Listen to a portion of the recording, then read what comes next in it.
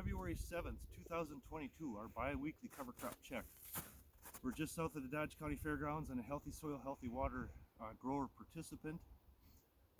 We're at our flags where we usually stand. We're in week 35 for our first cover crop and week 15 for our second cover crop. We'll get into that in just a little bit. So temperature wise, it's been a lot colder, or more colder than it had been last year or in previous years in the last week of January, first part of February. Not much snow in the last 2 weeks, so we got maybe 2 or 3 inches of snow in some spots.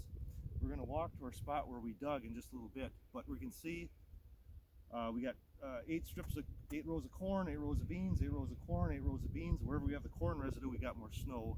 Wherever we have the bean residue, we have less. So we're going to walk over to our strips that we got dug out.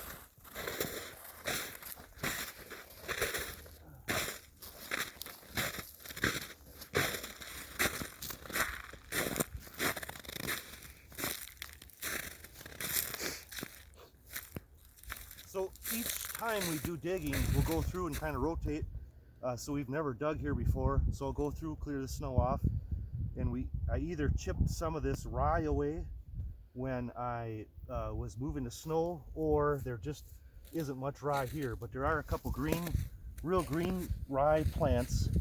So it's like last year, I know we had like frost dried green, if I could call it that, but they're like really bright. It's really bright green, and so there just isn't any other rye in this spot. And you know, one of two things: either I pulled it away when I was moving the snow, or there just isn't any rye here. We did do a frost depth check.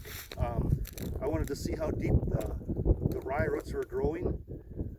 I gotta go look. I can go back and look last year to see what the depth was, but today we got down about 8 inches of frost, and I tried to pluck this soil out, and I couldn't. Wanted to see rye roots. I just gave up on it. So we got at least 8 inches of frost depth, and just colder the past 2 weeks than what it has been in the past couple years. So anyways, we'll shoot a video going down the corn rows. You can see that we got 8 rows of corn, 8 rows of beans, and there's more snow on the corn rows because the corn is holding the snow, less on the soybean ground.